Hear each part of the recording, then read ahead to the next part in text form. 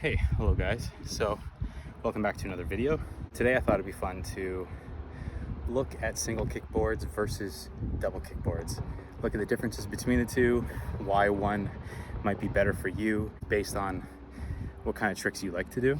Compare them both and try them doing the same and similar tricks and similar lines and see what I take away from skating both.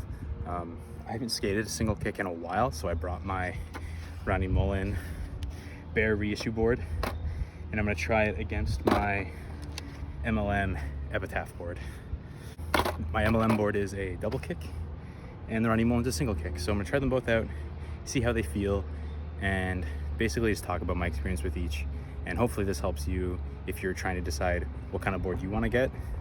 Hopefully this will help guide you in the right direction.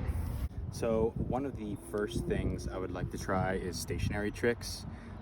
Personally, I think that the single kickboard will have a bit of an edge here just because of the flat nose helping me with certain things like Caspers and making rail flips a little bit easier to flip around. So let's try out some stationary tricks with both and I'll tell you my experiences.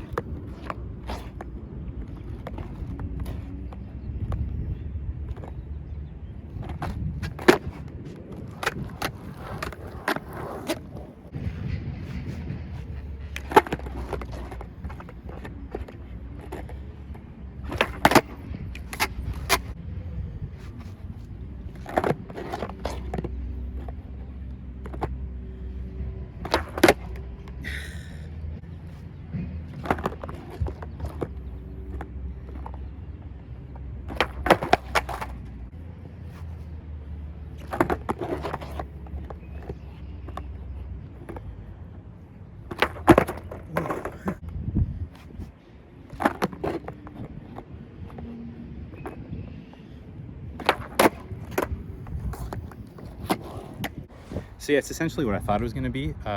Going into Casper on the single kick definitely feels a lot easier. There's just less resistance holding that Casper. You don't have the up to turn nose trying to push the board down because it's flat. You can get into it and hold it a lot easier. Doing the rail flip I found a lot harder on the single kick, but I think that's because I'm just used to skating my double kick now, that adjusting to the different pressure took a little bit of time. But I do think it required less effort on the single kick than it did with the double kick.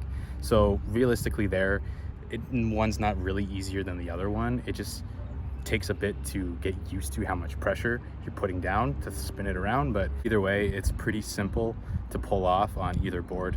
I wouldn't say it really matters for that one as much. So now I'm gonna try some footwork and rolling tricks and we'll see what kind of differences I come out with there. We're gonna start off with the double kick Epitaph from MLM Skates.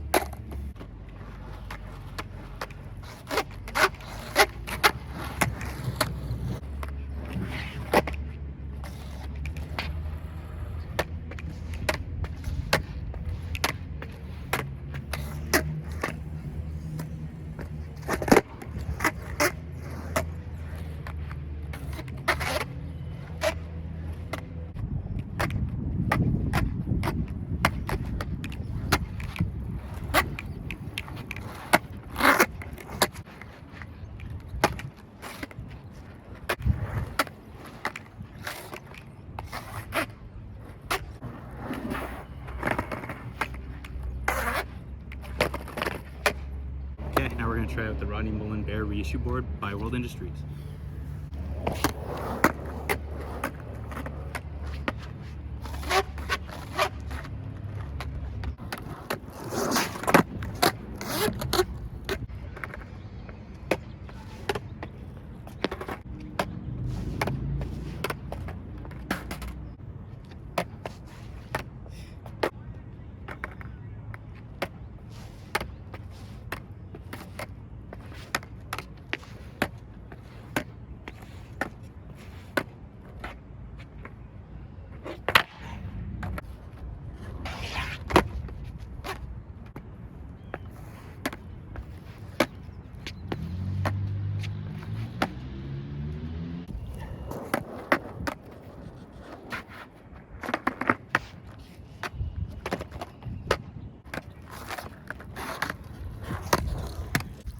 So yeah, it's pretty much exactly what I was thinking it was going to be.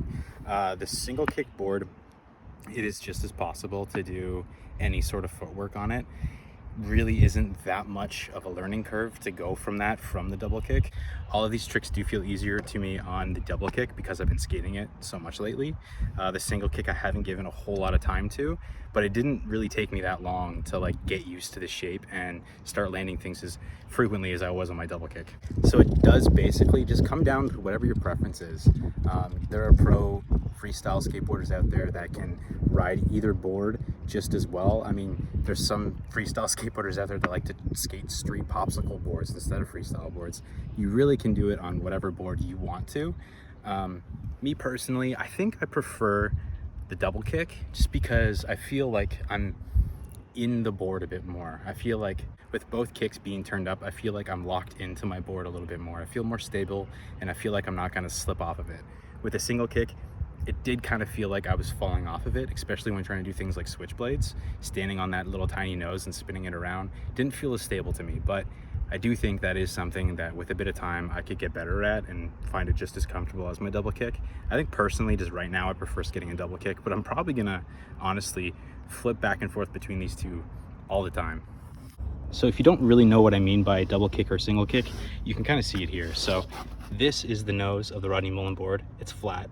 And this one on the MLM board angles up a bit. So that's the difference between the two. So like I said, I think this board makes doing things like Caspers a lot easier because you don't have the pressure from the nose pulling down. But with a bit of effort and a bit of time learning it, you can do Caspers on a double kick board just as easily as you can on a single kick board. So it basically just comes down to you and whatever you feel works best for your type of skating.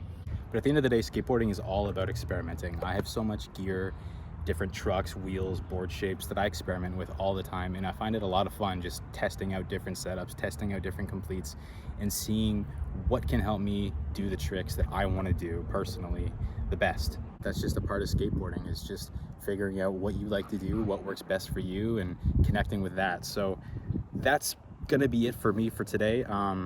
Yeah, I hope this helped inform you decide what kind of board shape you're going for. But good luck out there freestyle skateboarding. Let me know down below if you want any other types of videos, more trick tips, if you want more vlogs, more videos like this kind of explaining my experiences riding either board. Let me know. Anyways guys, I hope you have a good day. Hope you have a good day skating. Get on your boards. The warm weather is finally coming back so we can all go out and skate again. And yeah, I'll see you next time. See ya.